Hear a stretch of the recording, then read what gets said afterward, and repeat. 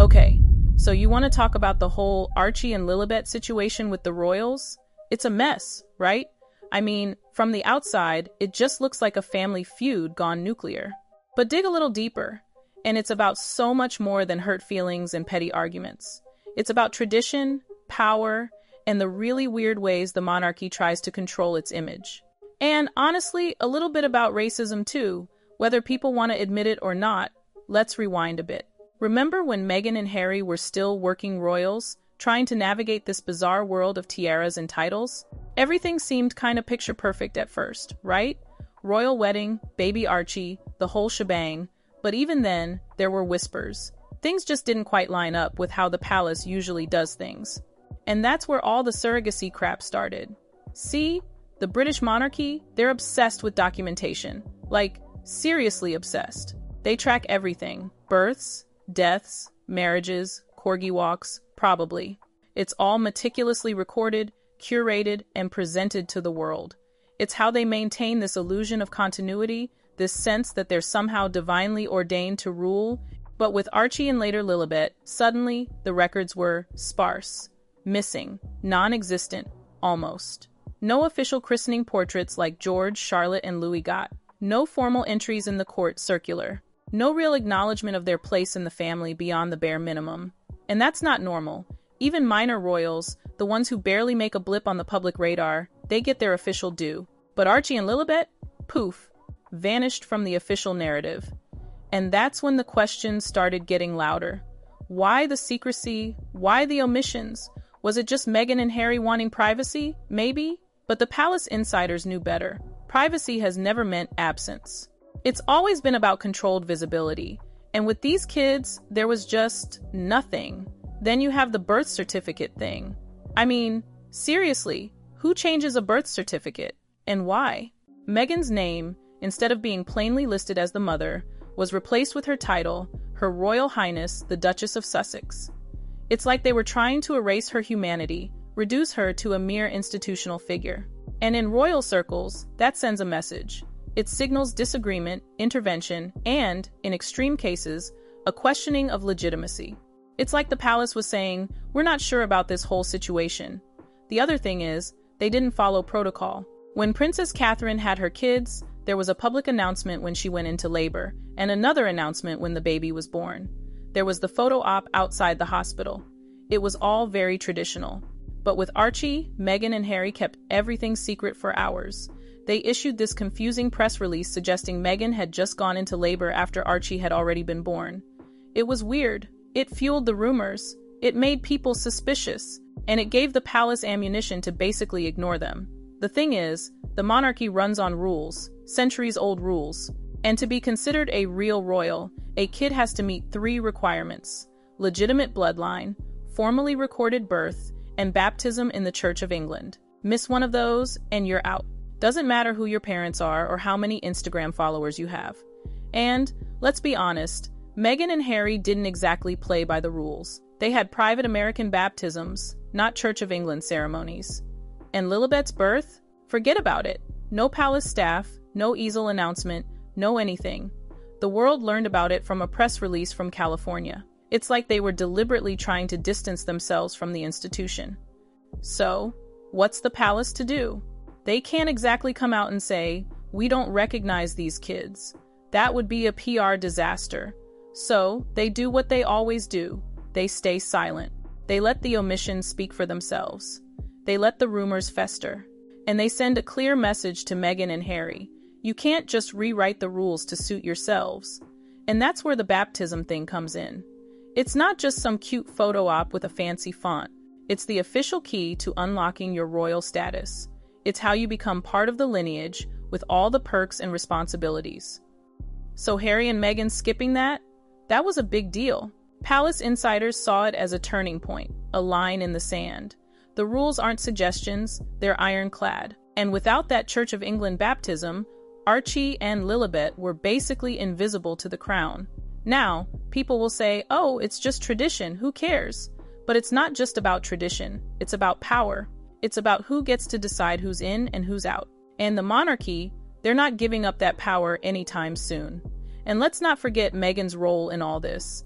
I mean, she walked down that aisle at St. George's Chapel, became the Duchess of Sussex, and suddenly she had this platform, this influence. She was royalty. And she used that to build a brand, a carefully curated image of power and modernity. But that image depended on the palace acknowledging her kids. Archie and Lilibet weren't just her children. They were proof that her narrative as a royal mother was legit. Without that acknowledgement, her whole brand started to crumble. That's why the palace's silence was so devastating for her. It wasn't just about protocol. It was about her identity, her power. Every project, every interview suddenly had this asterisk next to it. The royal children she proudly showcased were absent from the institution she claimed to belong to. It was a PR nightmare. And Harry? He was reportedly making desperate phone calls, trying to get the palace to recognize his kids. He wasn't calling as a prince. He was calling as a dad. He wanted his children to be included, acknowledged, legitimized. But the palace wouldn't budge. They weren't prepared to bend the rules, even for a prince. And the thing is, the palace isn't about loud confrontations. It's about subtlety, control, timing. So, instead of issuing a statement, they just quietly erased Archie and Lilibet from the royal registry. No titles, no succession placement, no ceremonial invitations. They just disappeared. It was brutal, but effective. By doing nothing, the palace avoided a fight while asserting its authority. They sent a clear message: tradition trumps everything. And Archie and Lilibet were caught in the middle. And of course, the media noticed. Analysts started comparing records. Bloggers started speculating. The public started wondering what was going on. Why were these kids missing? Was it intentional? Was it a vendetta? And the palace just stayed silent, handing over control of the narrative to the public. And the public? They ran wild with it. The rumors, the theories, the conspiracies. It was a free-for-all. And let's be real, a lot of this comes down to race too. I mean, Meghan's a black woman. She came into this very white, very traditional institution and shook things up. And I think there were people in the palace who just couldn't handle it. They didn't like her challenging the status quo. They didn't like her being so outspoken. And they definitely didn't like her bringing her American ways into the royal family. So, when Archie was denied a prince title, a lot of people saw it as a racist decision. The palace claimed it was just following protocol, but come on. We all know there's more to it than that. And the fact that they were so quick to erase Archie and Lilibet from the records, it just added fuel to the fire. I think Harry and Meghan thought they could step away from the institution and still maintain its privileges. But they were wrong. The palace isn't letting them have it both ways. They're enforcing the rules, and they're making it clear that tradition trumps everything. And the kids, they're the ones who are suffering. They're caught between their parents' desire for freedom and the monarchy's need for control. They're visible to the world, but absent in the formal annals of history. It's a mess. A royal mess. And it's not going to be cleaned up anytime soon. Okay, so then you get Lilibet's birth, right? And it's like they didn't learn a damn thing from the Archie situation. No royal doctors? A press release from California? Are you kidding me? It's like they were deliberately trying to piss off the palace. And the palace, of course, was more than happy to oblige. They basically acted like Lilibet didn't even exist. No records, no announcements, no nothing. It's cold, man. And the name itself, Lilibet Diana, a nod to the Queen and Princess Di? You'd think that would buy them some goodwill, right? Nope. The palace didn't care. They weren't going to be manipulated by a celebrity name drop. They were going to stick to their guns, no matter what. So, what's the message here? The monarchy doesn't bend for Hollywood. Recognition is earned, not negotiated. And Meghan and Harry, they were learning that the hard way. Then there's the whole thing with the photo ops. Or, rather, the lack thereof. Remember when Princess Catherine had her babies? She'd be standing outside the hospital, looking all radiant, hours after giving birth. It was iconic. It was a tradition, and people loved it. But Meghan? She didn't want any of that. She opted for a private birth, delayed the photo debut by 2 days, and people lost their minds.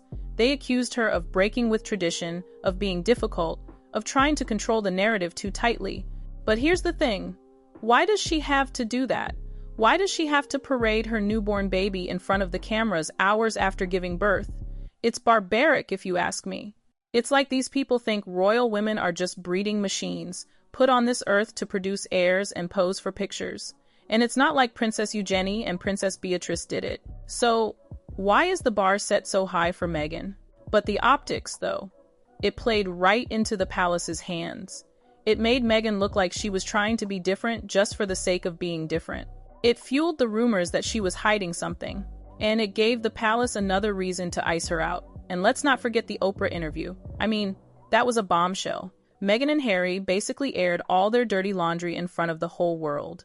And they accused the palace of racism, of mistreatment, of all sorts of horrible things. And what did the palace do? They stayed silent. They issued a brief statement about how they were saddened by the allegations, but that was it. They weren't going to engage in a public mudslinging contest. They were going to let Meghan and Harry dig their own graves. And honestly, I think it worked. The Oprah interview definitely stirred up some sympathy for Meghan and Harry, but it also made them look like they were just trying to play the victim. It made them look like they were more interested in airing their grievances than in actually solving the problem. And the surrogacy rumors, they exploded after that. People were like, okay, if Meghan really gave birth to these kids, why is she being so secretive about it? Why is she changing the birth certificate? Why is she skipping the photo ops? Why is she acting like she has something to hide? And the palace, of course, wasn't doing anything to dispel those rumors. They were just letting them fester. They were letting Meghan and Harry twist in the wind. And then there's the line of succession. After years of all this drama, the palace finally made its move. They updated the royal website, and guess what? Archie and Lilibet weren't included. No titles, no recognition, no place in the line of succession. It was a final, definitive snub, and it sent a clear message. The monarchy doesn't care about your feelings. It doesn't care about your celebrity. It only cares about tradition, procedure, and power. And if you don't play by the rules, you're out. So, where does that leave Archie and Lilibet? They're caught between two worlds. They're loved by their parents, but they're invisible to the institution that defines their identity. They're celebrated by the public, but they're ignored by the palace. It's a sad situation, man.